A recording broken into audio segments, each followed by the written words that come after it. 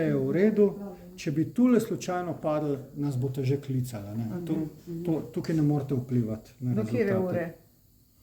24/7 imamo, prevezave imamo na mobitel, tako da se javljamo. Greste naprej na continue in potem je klele tisto vprašanje, ali želite testirati kisik, in tukaj vam mi vedno rečemo, preskočite to, pa bom pokazal zakaj, se pravi skip. Zato, ker vam tule v tem oknu ponuja Auto Oxygen Calibration. Se pravi, od nas se zahteva, da naredimo 2 testa. Auto Oxygen Calibration, pa če delamo CPAP, še leak test, ker tam je puščanje pomembno. Pa pojmo na Auto Oxygen, aparat nas opozori, a imate oba plina preklopljena, glejte, da gor ni pacienta. Imamo v redu, start. In to je zdaj čisto samodejno.